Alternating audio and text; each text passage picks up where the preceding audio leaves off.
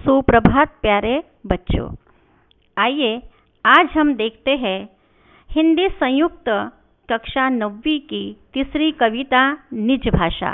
दोस्तों, इस कविता की विधा है दोहा। इस कविता के कवि है भारतेंदु हरिश्चंद्र। भारतेंदु हरिश्चंद्र जी का जन्म 9 सितंबर 1850 को वाराणसी में हुआ। इनकी मृत्यु 1885 को हुई। भारतेंदु हरिश्चंद्र जी को खड़ी बोली का जनक कहा जाता है। दोहा यह अर्ध सममात्रिक छंद है। इसमें 4 चरण होते हैं। निज भाषा, इस कविता में कवि ने अपनी भाषा के प्रति गौरव अनुभव करने, मिलकर उन्नति करने, मिलजुल कर रहने का संदेश दिया है। तो आइए चलते हैं निज भाषा इस कविता के पहले दोहे की ओर। निज भाषा उन्नति आहे, सब उन्नति को मूल। बिन निज भाषा ज्ञान के, मिटत नहीं को सूल। भारतेंदु मिटत नहीं को सूल। इस दोहे में आए हुए जो कठिन शब्द है उनका अर्थ इस प्रकार है। निज अर्थात अपनी या स्वयं की, उन्नति अर्थात प्रगति, मूल अर्थात आधार, मिटत अर्थात मिटना, हिय अर्थात हृदय, सूल अर्थात काटा। दोस्तों, इस दोहे में भारतेंदु जी ने हमें बतलाया है कि अपनी भाषा की उन्नति के साथ ही सभी प्रकार की उन्नति संभव है। अर्थात भाषा ही विकास का मूल आधार है। यदि अपनी भाषा का ज्ञान नहीं है तो हृदय का कष्ट कभी नहीं मिट सकता। अर्थात भाषा के ज्ञान के बगैर हमारी ज्ञान की भूख कभी भी नहीं मिट सकती। इन पंक्तियों के माध्यम से कवि ने अपनी भाषा अर्थात मातृभाषा के महत्व को स्पष्ट किया है। साथ ही यह संदेश दिया है कि सभी मनुष्य को अपनी मातृभाषा को अपनाना चाहिए, उस पर उसे गर्व होना चाहिए। निज भाषा इसका दूसरा दोहा है। अंग्रेजी पढ़ी के यद्यपि, सब गुण होत प्रवीण। निज भाषा ज्ञान बिन, रहत हीन के हीन। भारतेंदु रहत हीन के हीन। कठिन शब्दों के अर्थ है। पढ़ी अर्थात पढ़ना, यद्यपि अर्थात यद्यपि, प्रवीण अर्थात कुशल,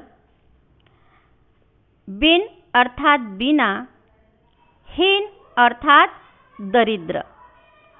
तो दोस्तों, देखते हैं इसका अर्थ। भारतेंदु जी ने इस दोहे में हमें बतलाया है कि अंग्रेजी जैसी विदेशी भाषा का ज्ञान अर्जित कर गुणवान बना जा सकता है, लेकिन अपनी भाषा का ज्ञान न प्राप्त करने वाला सदा हीन, दरिद्र और पिछड़ा हुआ ही रहता है। कवि ने अन्य भाषाओं के साथ ही अपनी भाषा का ज्ञान भी प्राप्त करने का संदेश दिया है। अर्थात पुनः इस दोहे में उन्होंने मातृभाषा को अपनाने का संदेश दिया है।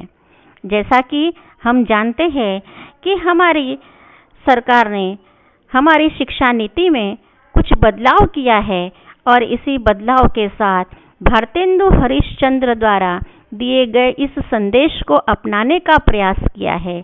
नई शिक्षा नीति के आधार पर 5वीं कक्षा तक बच्चों को मातृभाषा एवं राष्ट्रभाषा में शिक्षा अनिवार्य की गई है। इस कविता का तीसरा दोहा है। उन्नति पूरी है तब ही, जब घर उन्नति हो। निज शरीर उन्नति किए, रहत मूड सब कोय। भारतेंदु रहत मूड सब कोय। कठिन शब्द है। उन्नति अर्थात प्रगति, निज अर्थात स्वयं की, रहत अर्थात रहना, मूढ़ अर्थात मूर्ख।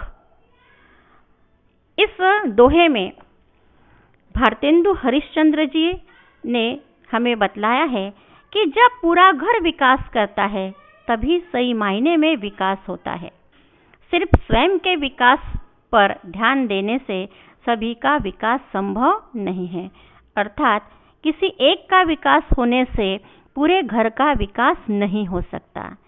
ऐसे में स्वयं के विकास को छोड़कर अन्य सभी पिछड़े रह जाते हैं।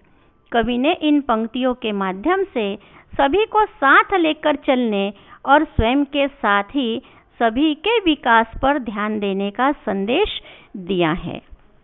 चलिए देखते हैं चौथा दोहा। निज भाषा उन्नति बिना कबहु न हवे है सोय, लाख उपाय अनेक यो भले करे कि न कोय। भारतेंदु भले करे कि न कोय। कठिन शब्द है कबहु अर्थात कभी भी, सोय अर्थात सहजता, कोय अर्थात कोई भी। तो इस दोहे में भारतेंदु हरिश्चंद्र जी ने हमें अपनी भाषा के ज्ञान व विकास के बगैर कभी सहजता नहीं महसूस होती, चाहे कोई भी लाख उपाय कर ले, यह संदेश दिया है। कवि ने इस पंक्तियों के माध्यम से स्पष्ट किया है कि अपनी भाषा का ज्ञान मनन चिंतन और विचारों का आदान प्रदान करने में अधिक सुविधाजनक होती है, अर्थात मनन चिंतन करते समय या दूसरों के साथ विचारों का आदान प्रदान करते समय हम अपनी मातृभाषा या राष्ट्रभाषा में जितनी सहजता महसूस करते हैं उतनी सहजता हम अन्य किसी भाषा में महसूस नहीं करते। इसीलिए प्रत्येक व्यक्ति को चाहिए कि उसे अपनी भाषा अर्थात मातृभाषा एवं राष्ट्रभाषा का ज्ञान होना चाहिए। तो दोस्तों चलते हैं, धन्यवाद।